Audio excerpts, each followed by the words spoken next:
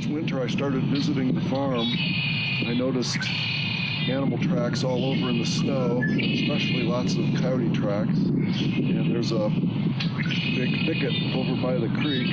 And I noticed two doorways or portals where the tracks would come in and out. And I figured that's a route for the coyotes. So one early morning on a crisp, clear day, I went out and set up a chair right by a tree and just set up my camera and waited.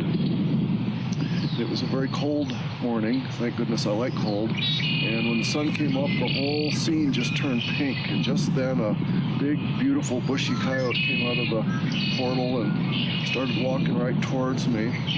And I'm happily clicking away. And he finally looked up and saw me, and I looked a little different than the normal surroundings, and didn't run away, but just sort of skirted around me and kept on his merry way. And at that point I thought, that thing with the blinds or the hides I've got to do. So I started figuring out how to build some hides. And this is basic construction, just a square wooden frame with cloth around it. And that seemed to work quite well until I set up a blind where the cows had access. And that's when Gail Zweck's musings of how the cows would handle the blind came into existence. And I found that the first time I went back to one of these cloth blinds, it was ripped to shreds and all the cloth was all over the place. And I immediately thought of vandals, and then I thought, no, that wouldn't be it. I mentioned it to John, and he smiled and said, those calves are pretty ornery, aren't they? And sure enough, you start watching, and the calves just are very curious of everything. And when you put up something new in their environment, they're going to go check it out. And the cows would rub on it, but the calves stick their head in it and just go crazy with it and rip it apart. So after that happened about 2 or 3 times, John, in his quiet way, smiled and said, Peter, maybe you should put hard sides on them. I was like, really? So now we have plywood on there, and it makes them heavier, but it makes them a bit more cow-proof.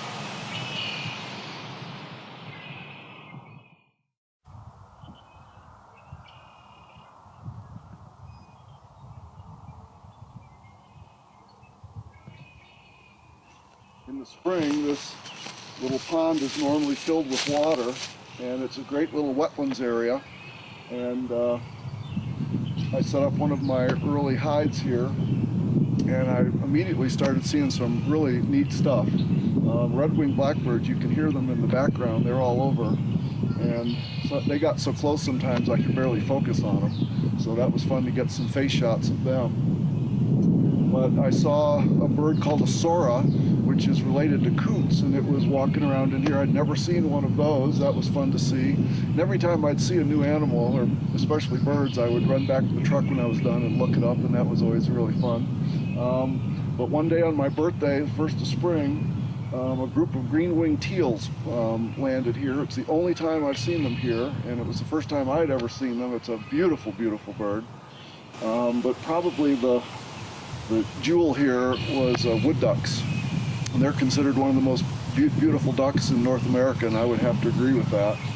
And the first time an immature male came in and landed, and it had some familiar markings, but I just couldn't quite place it, and I knew it was an adolescent.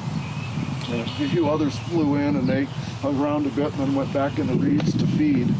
And the next day, you better believe I was back out here first thing in the morning, and a pair of mature wood ducks came in, and the male just blew me away. They are gorgeous. They've got blues and greens and tans and reds, and just a showy, showy bird. And the female's quite beautiful too. And they swam around a bit. They looked like they were looking for something, and I think they were looking for their offspring. And they swam back into the reeds looking for them. Didn't find them, came back out, and they flew off. But I've had several encounters with them here, and watching their behavior and how the males vie for the females and everything was quite interesting. This has been a very productive wetlands area to photograph.